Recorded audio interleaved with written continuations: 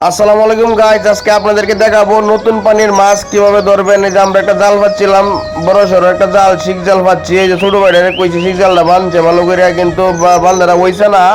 একটু ওই যে নিচের বাঁশটি বান্ধা হইছে না, নিচের বাঁশটি বানছে হইলো শিক্ষণ সুতা দিয়ে। এটা যে কোনো সময় বিষ লাগাই পানি তলে যাবো গা। তখন নিজে চেষ্টা করছিলাম ওটা জাল টানলে, দেখতাম যে কিরম ভাবে জালটা বানছে, এটা দেওয়ানের লাগিয়া। পরে ছোট ভাইটা কইতেছে, কো ভাই সামনে বাজার নিয়ে সামনে বাগে লেগে তো আপনি হইতে যাবেন, কারণ সামনে পাঁচটা ভালো এটা বান্ধা হয়েছে না। বলে এরা করলাম যে তাহলে তুই নিয়ে জালটা ভালো করে টান দিয়ে দিই, কিতা মাছ আছে গাঙ্গ।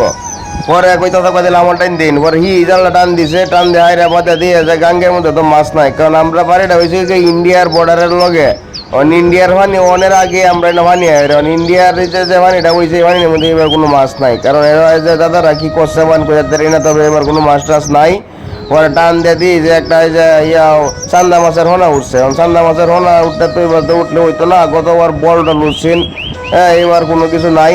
পরে ছোট ভাইটা কইতেছে যে ভাই এবার তো মাছ টাছ নাই গাঙ্গ, ইন্ডিয়ার তো পানি কিতা আইতেছে বুঝতেছি না, এরা কি মাছ টাছ কি রাখিয়ে দিতেছে নাকি এই দেশ, বাংলাদেশে এবার মাছ টাছ দিত না।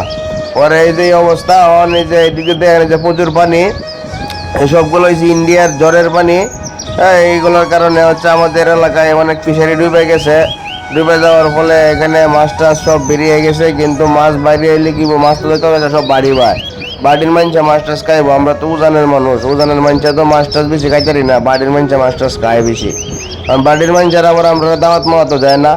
এইলো অবস্থা। এখন যে দেখেন আপনারা এই যে অবস্থা, বন্ধু পুরোটা দেখাইতেছে, আমার বন্ধু ভিডিও করতেছে মাহিন। হ্যাঁ, আসলে খুবই মনোরম পরিবেশ, সুন্দর পরিবেশ আমাদের গ্রাম।